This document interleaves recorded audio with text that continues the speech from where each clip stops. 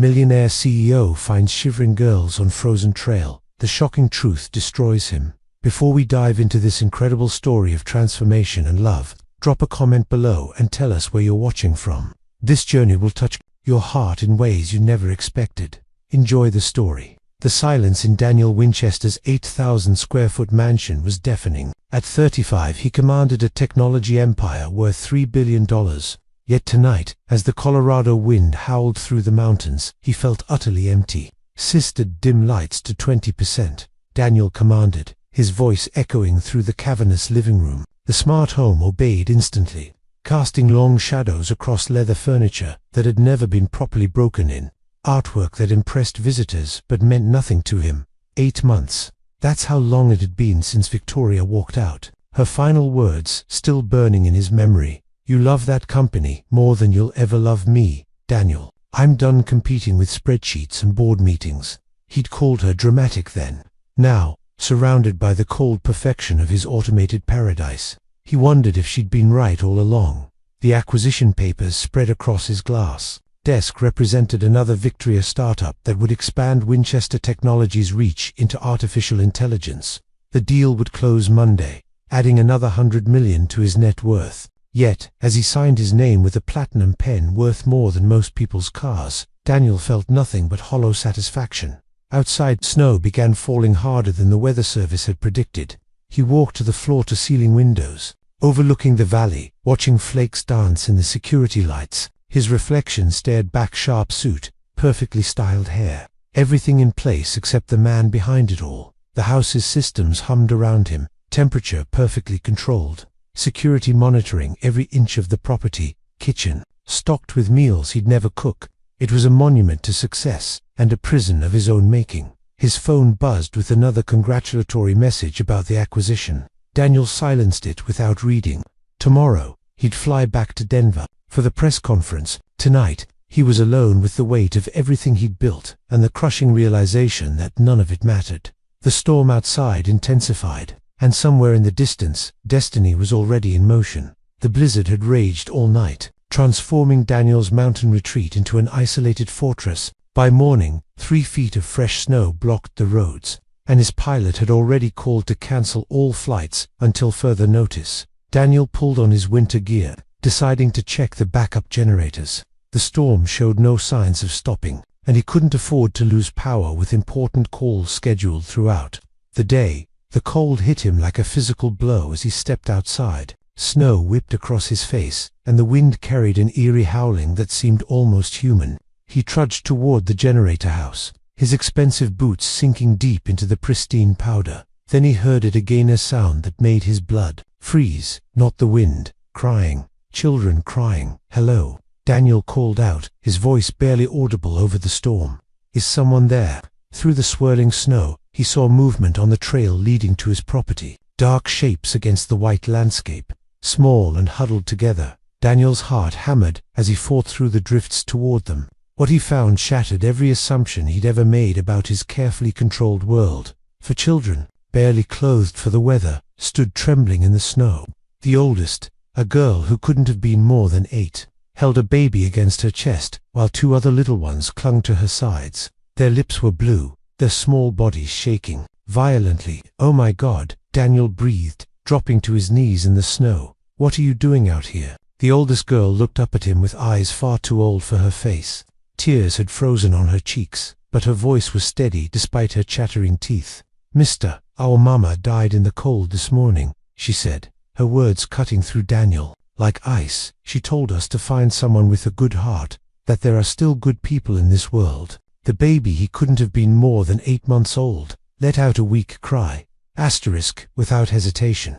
The girl lifted him toward Daniel with shaking arms. "Please, sir, he's so cold." Daniel's hands moved automatically, gathering the infant against his chest. The baby's skin was frighteningly cold, his breathing shallow. The weight of this tiny life in his arms hit Daniel like a tsunami. "My name's Emma," the girl continued. "These are my sisters Grace and Lily, and this is Noah, my baby brother. We're the Patterson kids." Daniel looked into Emma's eyes and saw something that $3 billion had never bought him: absolute trust from someone who had every reason not to trust anyone. The storm raged around them, But for the first time in years, Daniel Winchester knew exactly what he had to do. Daniel's mansion transformed from a sterile showcase into an emergency refuge within minutes. He cranked every heating system to maximum, the smart home responding to his urgent commands as he carried the 4 Patterson children inside. System, increased temperature to 85 degrees. All zones, he barked, kicking off his snow-covered boots while still cradling baby Noah. The infant's breathing was worryingly shallow, his tiny fingers like ice against Daniel's neck. Emma stood protectively in front of her sisters, water pooling around their bare feet as snow melted from their inadequate clothing. Grace, who looked about clutched a torn stuffed rabbit, while 2-year-old Lily sucked her thumb and stared at the opulent surroundings with wide eyes. "We need to get you all warmed up slowly," Daniel said, his corporate crisis skills kicking in. Too much heat too fast can be dangerous. He set Noah gently on the leather couch, then rushed to his bedroom, grabbing armfuls of his expensive cashmere sweaters and silk shirts. Using kitchen scissors, he cut the adult clothing into makeshift children's garments, his hands working with surprising steadiness. "Emma, can you tell me what happened?" Daniel asked gently as he helped slip a modified sweater over Grace's head. The little girl's skin was starting to regain color, but she remained silent and watchful. "Mama said we were going to find Aunt Jenny in Colorado," Emma replied, her mature voice breaking slightly.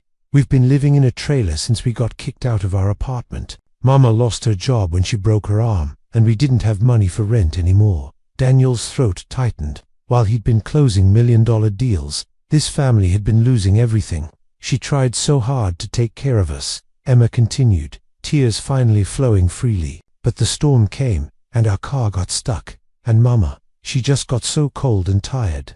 The house phone rang, probably his assistant, wondering about rescheduled meetings. Daniel ignored it completely, something that would have been unthinkable 24 hours ago. Instead, he warmed formula for Noah, his hands surprisingly gentle as he tested the temperature on his wrist. Grace had found crayons in a desk drawer and was quietly coloring on expensive stationery, while Lily had curled up in an oversized armchair, finally falling asleep. "Are you going to send us away?" Emma asked suddenly, her voice small and scared. Daniel looked around his mansion at Grace's innocent artwork scattered across his mahogany desk, at Lily's peaceful sleeping face, at Noah's tiny hand wrapped around his finger as the baby finally took his bottle. For the first time in his adult life, his house felt like a home. "No, sweetheart," he said softly. "You're safe here. We're going to figure this out together. Emma, I need you to show me exactly where you last saw your mama," Daniel said, pulling on his professional mountaineering gear. The storm had intensified, but he couldn't wait for rescue teams that might not come. "For days, she told us not to go back," Emma protested, her 8-year-old voice filled with panic. "She said to keep walking and find help. Your mama is still out there, and she needs us," Daniel replied firmly, checking his GPS device and emergency medical kit. "I promise we'll bring her home." He'd left the other children with Mrs. Rodriguez, a pediatric nurse he'd hired emergently after making frantic calls to every medical service in the area. Noah was finally sleeping peacefully, wrapped in heated blankets, while Grace and Lily played quietly under the nurse's watchful eye. Emma reluctantly guided him through the blizzard, her small hand pointing toward barely visible landmarks. The wind cut through Daniel's expensive gear like razors, and he couldn't imagine how Sarah Patterson had survived this long in the elements. They found her 2 hours later, unconscious, in a shallow depression between the rocks, where she'd tried to create shelter. Sarah Patterson looked impossibly young, maybe 26, with long brown hair, matted with ice and skin, frighteningly pale from hypothermia. "Mama," Emma cried, but Daniel held her back. "She's alive, Emma. I can see her breathing." Daniel dropped to his knees, his emergency medical training from corporate retreats suddenly crucial. He checked Sarah's pulse, weak but steady, and carefully wrapped her in thermal blankets from his pack. The journey back to the mansion was the longest of Daniel's life. Sarah was dead weight in his arms, and the storm seemed determined to claim another victim. Emma trudged behind him, crying but never complaining, her trust in Daniel absolute, despite everything she'd endured. "Is she going to be okay?" Emma whispered as they finally reached the mansion's warmth. "She's going to be fine," Daniel promised, though Sarah's condition looked critical. "Mrs. Rodriguez, we need that medical helicopter now." As if summoned by his desperation, the storm began to clear just enough for emergency services to reach them. Daniel watched the helicopter lift off with Sarah inside, his heart pounding with unfamiliar emotion. He'd spent his entire career managing risks and controlling outcomes, but standing there with Emma's small hand in his, watching her mother disappear into the sky, Daniel realized some things were beyond money, beyond power, beyond control. All he could do was love these children and pray it would be enough. The hospital call came at 6 a.m. On February 3rd, Sarah Patterson was stable but in a medically induced coma to prevent brain damage from severe hypothermia. Recovery timeline unknown. Daniel stared at his phone, then at the 4 children eating breakfast at his kitchen island, scene that would have been impossible to imagine a week ago. Noah gurgled happily in his high chair, while Grace carefully arranged her cereal by color. Lily hummed a soft tune, and Emma watched everyone with those 2 serious eyes. "I have to cancel the IPO presentation," Daniel told his assistant over speakerphone, bouncing Noah on his knee while stirring formula with his free hand. "Sir, that's a $50 million, postpone it." The words came without hesitation.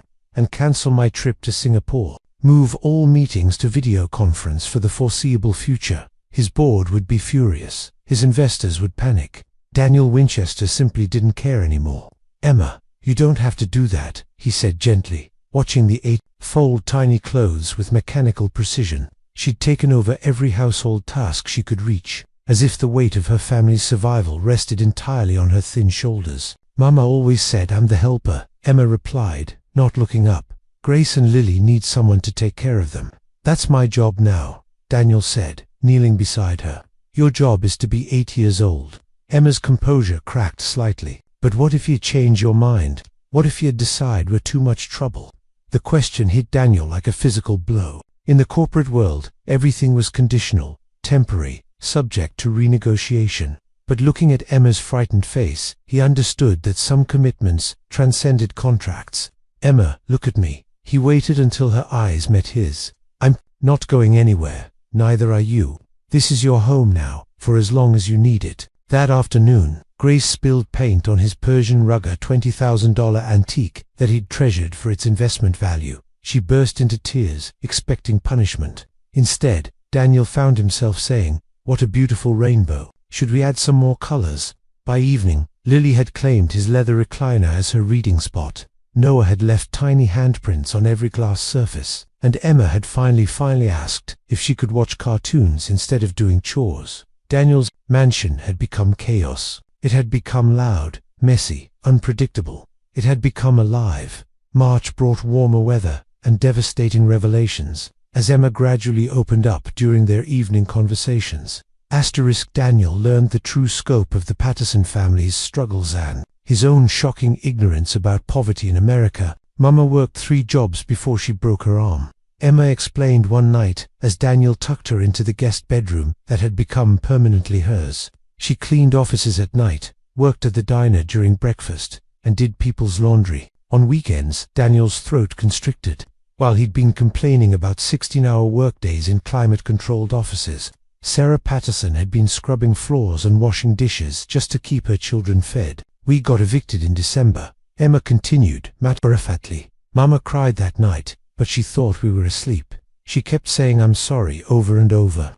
The private investigator Daniel had hired delivered more heartbreaking news. Sarah's sister Jenny had moved to Oregon 2 years ago without leaving forwarding information.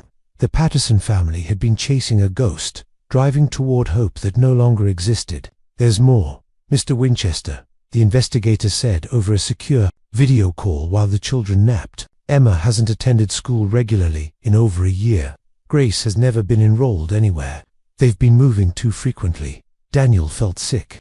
Emma's obvious intelligence and maturity had masked the educational gaps that poverty had created. Grace, at 4, should have been in preschool, learning social skills and basic academics. Instead, she'd been surviving. "What about medical records?" Daniel asked, though he dreaded the answer. "Sporadic at best. Emergency room visits only. No regular pediatric care. No dental work. No preventive treatment." That afternoon, Daniel arranged comprehensive medical and educational evaluations for all for children. Emma tested at a 7th grade level in reading, but struggled with basic math concepts she'd never been taught. Grace showed remarkable artistic ability, but had never held proper art supplies. Lily, at 2, was developmentally on track, despite everything, while Noah needed immediate nutritional intervention to address deficiencies from months of inadequate food. "Why are you doing all this?" Emma asked that evening, watching Daniel review educational plans with the tutors he'd hired. "We're not your real family." Daniel set down his papers and pulled Emma onto his laps, something that would have felt awkward weeks ago but now seemed as natural as breathing. "Emma, family isn't just about blood," he said softly. "It's about choosing to love someone and take care of them, no matter what. You and Grace and Lily and Noah, you're my family now, real as it gets." Emma was quiet for a long moment, then whispered, "Do you think Mama will be okay with us staying here? When she wakes up, we'll ask her together," Daniel promised, though privately he wondered how Sarah would react to finding her children thriving in luxury while she'd nearly died trying to provide basic shelter. Outside, spring snow began falling, gently, nothing like the blizzard that had brought them together. But as Daniel watched Grace teaching Lily to finger paint and heard Noah's delighted giggles from the playroom, he realized that storm had been the greatest blessing of his life. Late March, Daniel had transformed his mansion into something he'd never imagined, a real home. The library became a classroom where Emma devoured books with hungry intelligence, making up for months of missed education. Grace had claimed the sunroom as her art studio, covering canvases with vibrant paintings that professional art teachers called extraordinary for her age. "Mr. Daniel, look," Lily called from the living room, where she'd built an elaborate tower from wooden blocks. At nearly 3, she demonstrated an intuitive understanding of balance and engineering that amazed the child development specialists. Noah, now 10 months old, had become Daniel's shadow. The baby would crawl frantically toward the sound of Daniel's voice, pulling himself up on expensive furniture with determined grunts. His first clear word hadn't been Mama or Dada, it had been Dan, melting Daniel's heart completely. "You're a natural at this," observed Dr. Sarah Chen, the family pediatrician Daniel had hired for regular home visits. "Most single parents struggle with one child, but you're managing 4 with remarkable intuition." Daniel bounced Noah while reviewing Emma's math homework, multitasking that had become second nature. "I never thought I wanted children," he admitted. "I was too focused on building the company, proving myself worthy of my own success, and now I can't imagine life without them." Daniel glanced toward the sunroom where Grace was teaching Lily to mix colors. "They've taught me more about leadership in 3 months than 20 years in boardrooms. You can't intimidate a toddler into cooperation or bribe a baby to sleep through the night." Emma appeared in the doorway, clutching a chapter book that would challenge most middle schoolers. "Daniel, I finished Bridge to Terabithia. Can we talk about it?" These evening discussions had become Daniel's favorite part of each day. Emma's insights about literature often startled him with their emotional depth. She understood loss, sacrifice, and resilience in ways that his Ivy League education had never taught him. "The boy in the story lost his best friend," Emma said seriously, as they settled in the library, "but he kept her memory alive by being brave, like she taught him. Do you think that's what Mama would want us to do? Be brave while she's sleeping?" Daniel's chest tightened. "I think your Mama is the bravest person I know, and she raised incredibly brave children. She'd be so proud of how you're taking care of each other." Grace drew a picture of all of us. "Today," Emma continued, "she put you in it too, right next to Mama's hospital bed. She thinks you belong with us now." Through the baby monitor, they heard Noah fussing in his crib. Without thinking, Daniel and Emma both stood to respond as synchronized movement that spoke of the family rhythm that unconsciously developed. "I'll get him," Daniel said. "You finish your book." As he climbed the stairs to the nursery, Daniel reflected on the irony. He'd spent his entire career acquiring companies, building an empire of assets and investments, but for small children, had acquired him completely, transforming the driven CEO into something he'd never expected to become.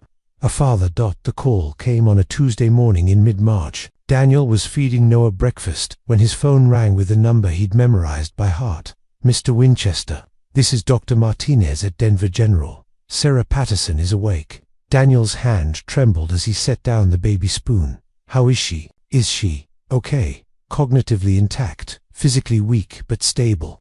She's been asking for her children." Within 2 hours, Daniel had loaded all 4 children into his SUV for the drive to Denver. Emma clutched a folder of Grace's artwork to show Mama how good I've been taking care of everyone. Grace had insisted on bringing a special painting of flowers because hospitals are sad and flowers make people happy. Lily carried her favorite stuffed elephant, and Noah babbled contentedly in his car seat. Unaware that everything was about to change, Sarah looked impossibly fragile in the hospital bed. Her face gaunt from weeks of medical intervention. Her eyes the same warm brown as Emma's, filled with tears the moment her children rushed into the room. "My babies," she whispered, gathering Emma and Grace into weak embraces while Daniel held Noah close enough for her to touch his chubby cheek. "Oh God, I was so scared I'd never see you again." "Mama, this is Daniel," Emma said proudly. "He's saved you, and he's been taking care of us. He's really nice, and he makes good pancakes, and he reads to us every night." Sarah's eyes found Daniel's over Emma's head, and he saw a complex mixture of gratitude, confusion, and unmistakable wariness. "Mr. Winchester," she said carefully, "I don't know how to thank you for saving my children." "They saved me," Daniel replied simply, settling into the chair beside her bed. "Your kids are remarkable, Sarah. Emma's reading at a 7th grade level. Grace is an incredible artist. Lily's building structures that amaze engineers. And Noah," he smiled as the baby reached for Sarah. "Noah's got the sweetest laugh in the world." Over the following days, as Sarah regained strength, Daniel visited daily with the children. He watched her carefully observe his interactions with them. How Noah lit up when Daniel entered the room. How Grace automatically showed him her new drawings. How Lily climbed into his lap without hesitation. How Emma discussed books with him like an old friend. "Why?" Sarah asked one evening when the children were playing in the hospital's family room. "Why would a billionaire CEO spend 3 months caring for strange children?" Daniel considered his answer carefully. "Because the first time I held Noah, felt something I'd never experienced in 35 years of living. Purpose, connection, love." He paused. "Your children needed a family. I needed to become human again. It was perfect timing." Sarah studied his face, searching for deception or hidden motives. "What happens now, when I'm discharged?" "That's entirely up to you," Daniel said. "But I hope you'll consider staying at the house until you're completely recovered. The children are settled there, happy and thriving. And honestly," he smiled sheepishly, "I don't know how to be without them anymore." Sarah was quiet for a long moment, watching through the window as Daniel taught Lily to play patty cake while Emma read to Grace and Noah crawled between them all. "They look like they belong with you," she whispered, her voice filled with wonder and something that might have been fear. Sarah's discharge from the hospital in early April marked the beginning of the most transformative period of Daniel's life. She moved into the mansion's guest wing with cautious gratitude, insisting it was just until I figure out our next steps. But as April melted into May, those next steps became increasingly unclear, not because of confusion, but because the life they were building together felt so undeniably right. Daniel watched in amazement as Sarah brought warmth to spaces that had only known efficiency. She cooked meals that filled the house with aromas he'd never experienced: homemade bread, simmering stews, cookies that left flour handprints on his granite countertops. The children gravitated toward the kitchen whenever she was cooking, chattering about their days, while she stirred and seasoned with intuitive grace. "I used to eat every meal alone or in restaurants," Daniel confessed one evening, helping Sarah wash dishes while the children played in the living room. "I had no idea food could taste like love." Sarah smiled, her hands still thin from her ordeal but growing stronger daily. "Mama taught me that cooking is how we show care when we don't have much else to give." Even when we were living in the trailer, I made sure the kids had something warm and homemade every day. Daniel's respect for her deepened daily. Despite having nearly died and lost everything, Sarah approached each day with resilience that humbled him. She implemented gentle but firm discipline that the children responded to instinctively, created educational activities that built on what Daniel's tutors had started, and somehow made their chaotic household feel centered and peaceful. But it was the quiet moments that undid him completely. Sarah reading bedtime stories in voices that brought characters to life. Sarah singing lullabies that made Noah stop fussing instantly. Sarah braiding Emma's hair while discussing the girl's dreams of becoming a lawyer. Sarah sitting on the floor with Grace and Lily, completely absorbed in their imaginative games. falling in love with her. His assistant Victoria observed during a video conference call that Sarah had innocently interrupted to ask about dinner preferences. Daniel didn't deny it. "She's extraordinary, Victoria. The way she loves those children. The strength she has after everything she's endured. I've never met anyone like her. And she's fallen for you, too," Victoria continued with a knowing smile. "The way she looks at you when you're with the kids. That's not gratitude, Daniel. That's love." The truth of it hit Daniel during a family hike in late May. Sarah had been cleared for gentle exercise, and they'd taken the children to explore the easier trails around the property. Noah rode in a carrier on Daniel's back, while the girls ran ahead, their laughter echoing through the pine trees. Sarah stumbled slightly on loose rocks, and Daniel's hand automatically reached out to steady her. Their eyes met, and something electric passed between them: recognition, longing, the acknowledgement of feelings that had been building for weeks. "Sarah," Daniel said quietly, while the children were distracted by a family of deer, "I know this situation is complicated, and I don't want you to feel pressured because of everything I've done for your family. But I have to tell you I'm falling in love with you, with all of you. I want this to be permanent, if you'll have me." Sarah's eyes filled with tears, but her smile was radiant. "Daniel Winchester, you already are permanent. You've been part of this family since the moment you carried my babies out of that storm." September arrived with golden aspen leaves, and the most important day of Daniel Winchester's life. 8 months after that fateful blizzard, he stood at the altar he'd constructed on the mansion's back terrace, watching Sarah walk toward him in a simple white dress that took his breath away. Emma, now 9 and radiating pride in her role as maid of honor, preceded her soon-to-be stepmother down the aisle. Her pale blue dress matched the Colorado sky, and she carried a bouquet of wildflowers they'd picked together that morning.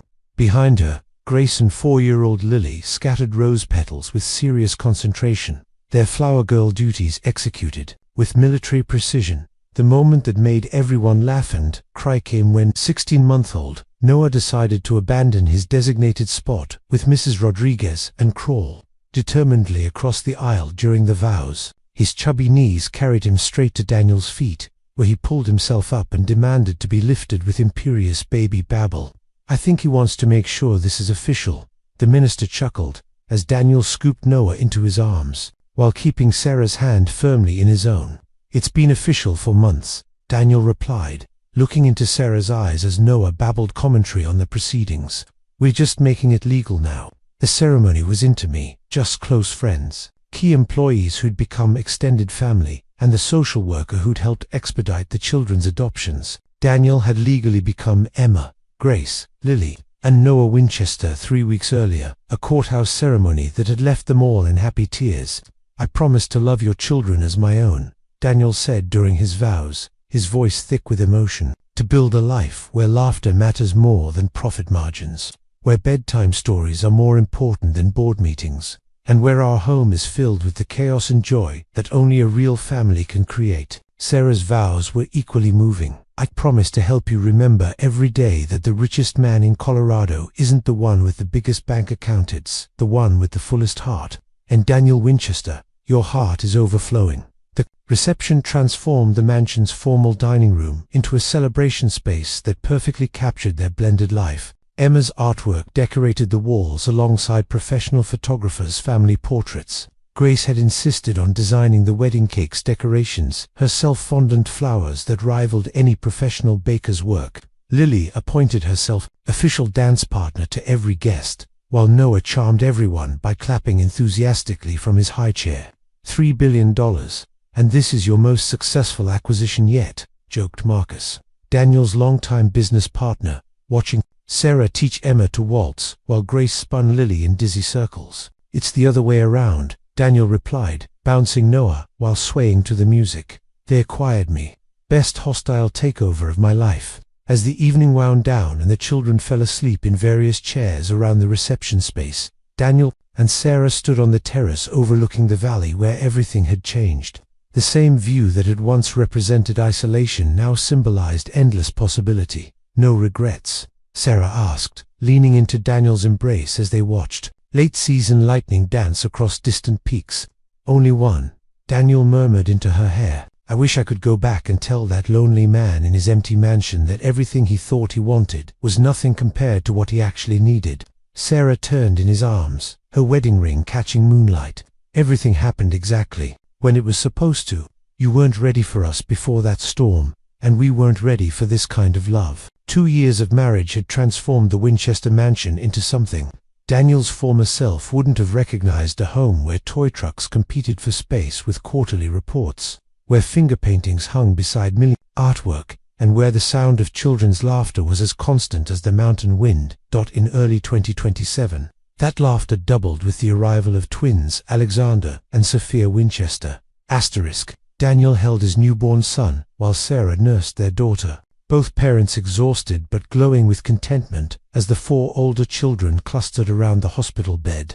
"They're so tiny," 11-year-old Emma whispered, gently stroking Alexander's impossibly small hand. Her voice carried the same protective instinct that had kept her siblings alive during their darkest days, but now it was seasoned with the confidence that came from 2 years of security and love. 7-year-old Grace had brought her sketchpad, already working on portraits of her new siblings.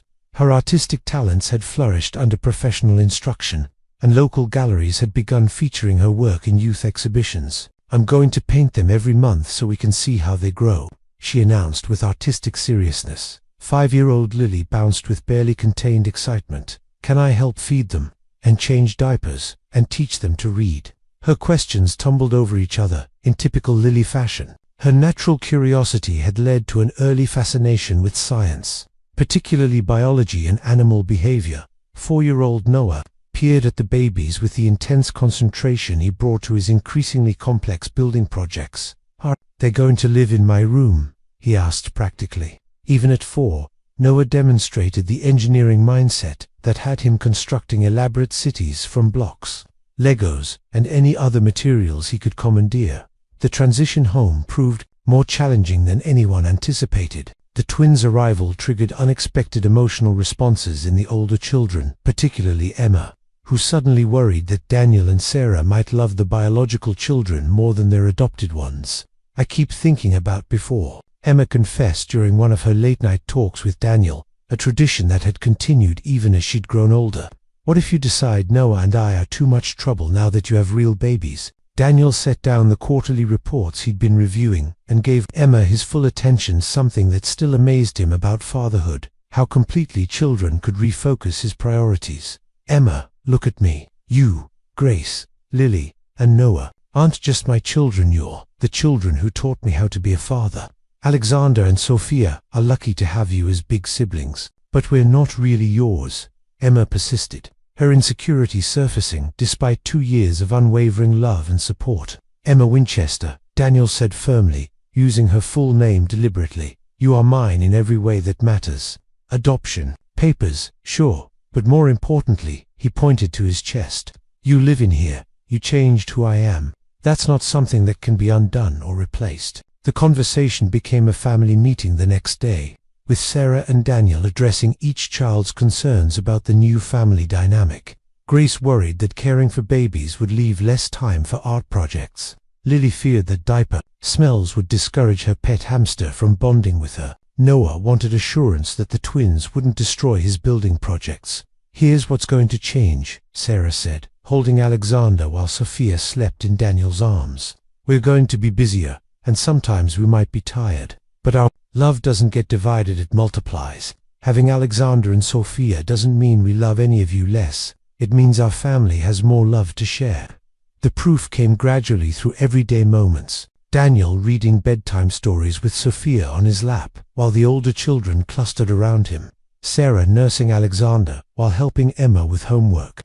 The older children taking turns holding bottles, changing diapers, and singing lullabies they remembered from their own younger years. By summer, the household had found its new rhythm. Winchester Technologies continued thriving under Daniel's more balanced approach to leadership. His board meetings now occasionally featured the sound of babies crying in the background, which somehow made his decision-making more grounded and thoughtful. "Your profit margins have actually improved since he became a family man," observed Marcus during their quarterly review. "Counterintuitive, but the numbers don't lie. Turns out that having people depending on you for things more important Then money makes you better at earning money, Daniel replied, bouncing Alexander while reviewing acquisition reports. Who knew? Sarah had launched the Winchester Foundation's first major initiative, comprehensive support program for single mothers that provided everything from emergency housing to job training to childcare assistance. Her own experience with poverty and homelessness informed every aspect of the program's design. We helped 43 families this quarter, Sarah reported during a family dinner where Grace's latest artwork covered the walls and Lily's science project, a detailed study of local bird behavior, occupied half the table. 17 mothers found stable employment, 12 families moved into permanent housing, and 6 women completed professional certification programs. Emma looked up from cutting Noah's meat into appropriately sized pieces. Are we helping kids? Like we used to be. Exactly like you used to be, Sarah confirmed. Kids who need someone to believe in their families and give them a chance to rebuild. As autumn painted the aspen trees gold and the twins approached their first birthdays, Daniel reflected on how completely his definition of success had evolved. Winchester Technologies was more profitable than ever, but his greatest achievement was the laughter echoing through rooms that had once known only silence. Chapter 12. Establishing legacy. The years between 2028 and 2030 became the foundation upon which the Winchester family would build their lasting impact on the world. What had begun as one man's rescue of 4 desperate children had evolved into a systematic approach to creating positive change that would ripple through generations. Daniel stood in his home office, now shared with Sarah and decorated with an ever-changing gallery of the children's artwork, reviewing the Winchester Foundation's annual report. The numbers were staggering. $50 million in initial funding had grown to $200 million. Through careful investment and additional contributions from Winchester Technologies' record profits. Daddy, look what I built. 9-year-old Noah burst through the office door, carrying an elaborate structure made from recycled materials.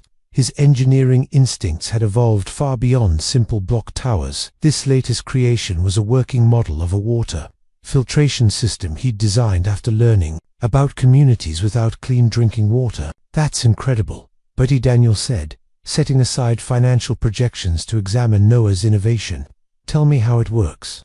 As Noah enthusiastically explained his design, Emma appeared in the doorway. Now 13, she'd developed into a thoughtful, articulate young woman with an unwavering sense of justice. Dad, I've been researching something for my civics project. Did you know that kids in foster care are statistically more likely to become homeless as adults? I did know that, Daniel replied carefully, recognizing the intensity in Emma's voice that always preceded her most passionate ideas. What are you thinking? What if the foundation created a program specifically for aging out foster kids, like transition housing and job training and college support? Emma's words tumbled out with the same urgency she'd once used to protect her siblings in their trailer. We could call it the Second Chance Initiative. Sarah entered the office just in time to hear Emma's proposal. Baby Sophia balanced on her hip while 2-year-old Alexander toddled behind her. I love that idea, sweetheart. Actually, I've been working on something similar with the State Social Services Department. This had become their family's rhythm conversations that seamlessly blended business strategy with social impact, where the children's insights often spark the foundation's most innovative programs. Grace, now 11, contributed by creating art therapy workshops for traumatized children. 10-year-old Lily's fascination with animal behavior had led to the Foundation's first pet therapy initiative for families in crisis. We should have our monthly gratitude dinner discuss this, Sarah suggested, referring to the tradition they'd established where the family shared a special meal while talking about ways to help others. These dinners had become sacred family time, protected from business calls and social obligations.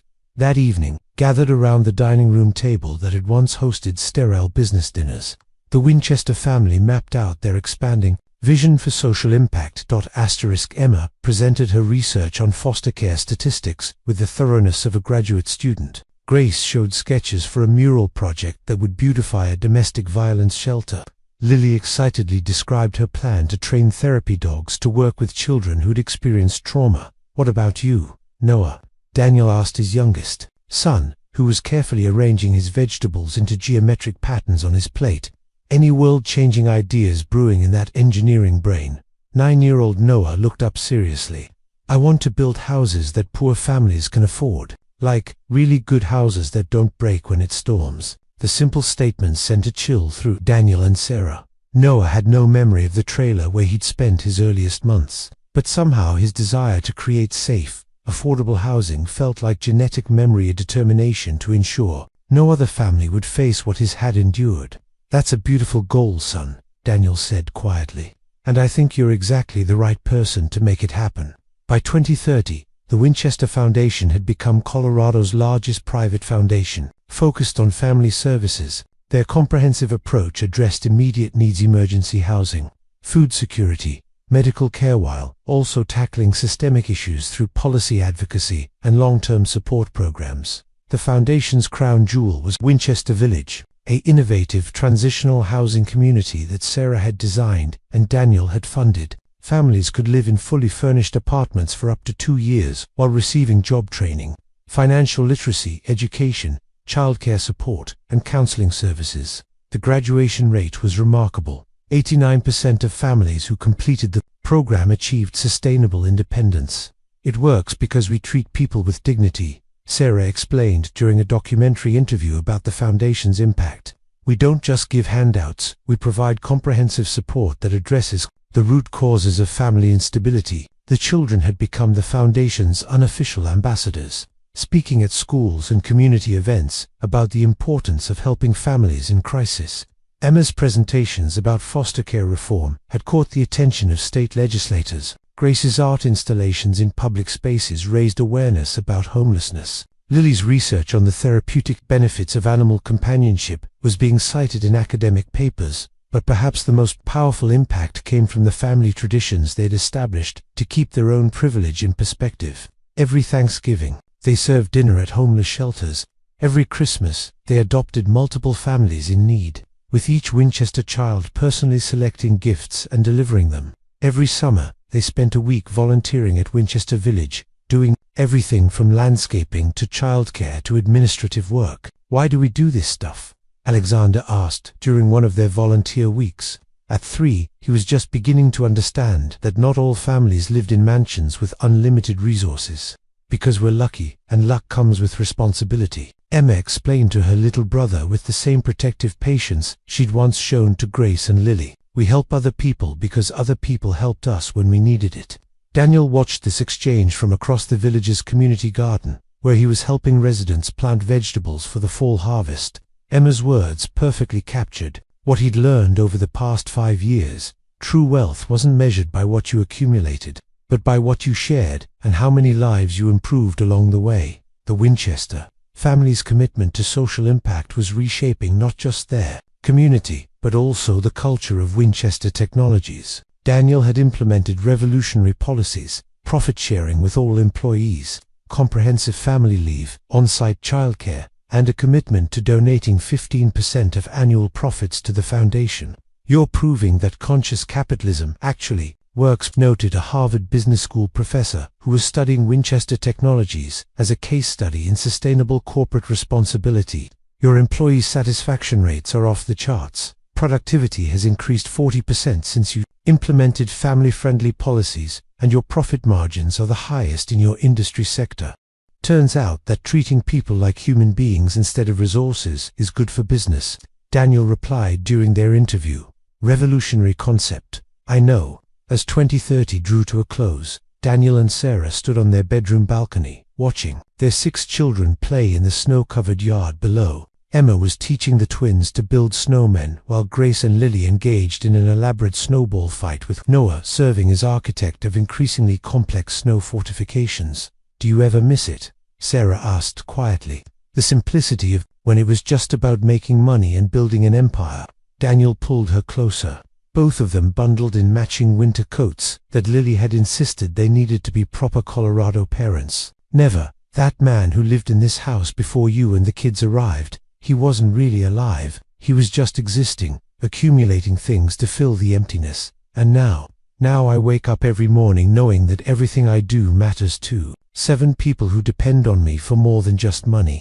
And everything we do as a family matters to hundreds of other families who are getting second chances because we chose to share our good fortune." Below them, Noah's engineering project had evolved into a snow castle that was inspiring increasingly elaborate architectural additions from his siblings. Their laughter rose through the crisp air, a sound that had become the soundtrack of Daniel's transformed life. "The best investment I ever made," he murmured, watching Emma help Alexander climb the snow castle while Grace documented everything with her camera and Lily provided detailed commentary about snow construction techniques. Sarah smiled, her breath creating small clouds in the cold air.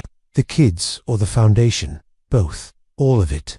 This whole beautiful, chaotic, meaningful life we've built together." The summer of 2035 brought the Winchester family's first major transition as Emma prepared to leave for college. At 19, she had grown into a remarkable young woman whose passion for justice burned as brightly as her intelligence. Her acceptance to Harvard Law School's accelerated program represented not just personal achievement, but the fulfillment of dreams that had seemed impossible during those desperate days in the trailer. "I'm scared," Emma confessed to Daniel during one of their evening walks around the Propertier tradition that had continued even as she'd outgrown bedtime stories. "What if I can't handle being away from everyone? What if I forget where I came from?" Daniel smiled at the impossibility of that fear. Emma carried her origins like a compass, always pointing her toward helping others who faced the struggles she remembered all too well. "Sweetheart, you could never forget where you came from. It's not just your past, it's your purpose." The family threw an epic send-off party that reflected how far they'd all come.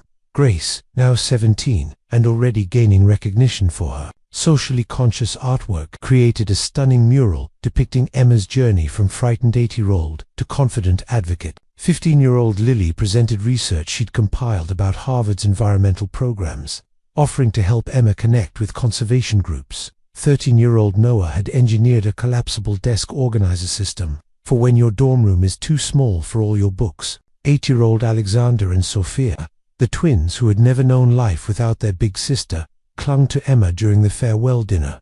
"Promise you'll come home for my birthday," Sophia pleaded, her lower lip trembling. "I promise I'll be here for every important moment," Emma replied, gathering her youngest siblings close. "And when you're old enough, maybe you'll come visit me in Boston." Winchester Technologies had evolved alongside the family, becoming a national model for conscious capitalism. Daniel's leadership style, shaped by years of patient parenting, had created a corporate culture where innovation flourished through collaboration rather than competition. The company's commitment to work-life balance and social responsibility attracted top talent from around the world. "Your employee retention rate is unprecedented," noted a business magazine reporter during an interview at the company's new Denver headquarters. "What's your secret?" "Treat people like human beings with lives outside of work," Daniel replied simply. "Revolutionary concept." Apparently, the Winchester Foundation had expanded to operate in 12 states, with Sarah serving as CEO of an organization that now employed over 200 people and helped thousands of families annually. Their flagship program, Winchester Village, had been replicated in 6 cities, each adapted to local needs, while maintaining the core philosophy of comprehensive, dignified support. Grace's artistic career was taking off, with gallery showings that drew national attention. To her powerful depictions of social justice themes, a piece titled "Before the Storm," showing 4 small figures walking through snow toward a distant light, had been acquired by the Smithsonian for their permanent collection. Lily's passion for environmental science had led to her becoming the youngest ever presenter at the Colorado Environmental Summit, where her research on urban wildlife corridors impressed researchers twice her age. "We have to remember that humans aren't the only ones who need safe places to live," she told the audience with characteristic intensity. Noah's engineering talents were already attracting attention from universities. His latest project, a modular housing system designed for rapid deployment in disaster areas, had won the state science fair and caught the interest of international humanitarian organizations. "Sometimes I can't believe this is our life," Sarah reflected during a quiet moment in their bedroom, watching through the window as the older children helped the twins build an elaborate fort in the backyard. "Remember when our biggest dream was just having a warm place to sleep?" Daniel wrapped his arms around his wife, still amazed after all these years by the transformation love had wrought in their lives. "I remember a desperate man in an empty mansion who thought success meant accumulating things. I had no idea it actually meant giving everything away to the people who matter." The family's influence extended far beyond their immediate circle.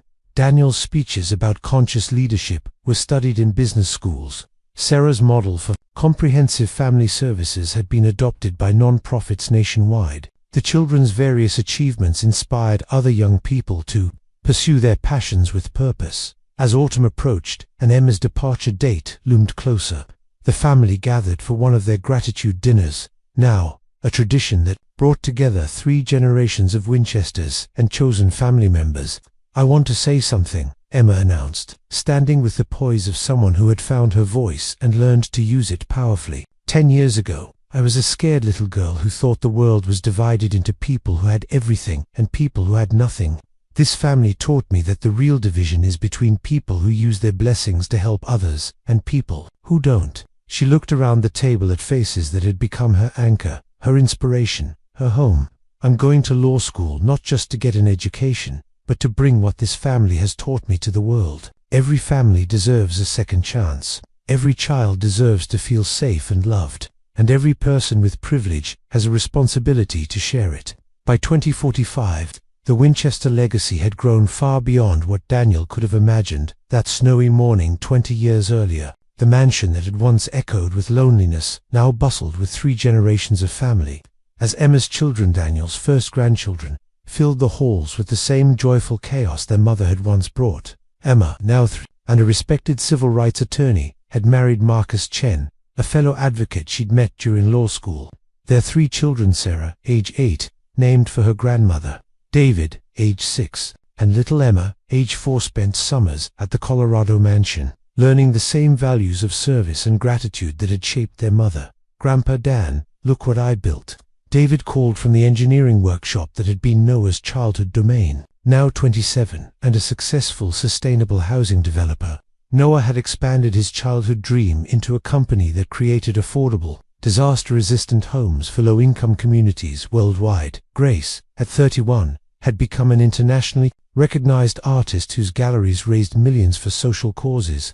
Her latest exhibition, Sanctuary, featured installations inspired by her family's rescue and transformation, with proceeds funding refugee resettlement programs. Lily, 29 and a veterinarian specializing in animal-assisted therapy, ran clinics that served both the Winchester Foundation's programs and rural communities across Colorado. Her groundbreaking research on trauma recovery through animal companionship had revolutionized treatment approaches nationwide. The twins, Alexander and Sophia, now 18 and preparing for college, represented the family's newest chapter. Alexander planned to study sustainable business practices, inspired by watching his father balance profit with purpose. Sophia had been accepted to veterinary school, following Lily's path, but with dreams of wildlife conservation. "It's like watching the family tree grow new branches," Sarah observed, now 52 but still radiating the strength that had carried her children through their darkest days. As CEO of the Winchester Foundation, now operating in 20 states, she had become a national voice for family-centered social policy. Daniel, at 60, split his time between Winchester Technologies and his role as the foundation's board chair. The company had grown into a Fortune 500 corporation, but its commitment to conscious capitalism remained unchanged. Employees still enjoyed unprecedented benefits, and 15% of profits continued flowing to charitable causes. "The numbers are remarkable," Mr. Winchester reported the foundation's annual impact assessment. "Since 2025, your programs have directly assisted over 50,000 families. The multiplier effect, children who grew up in your programs now helping others, extends that impact to an estimated 200,000 individuals." But for Daniel, the most meaningful measures weren't statistical.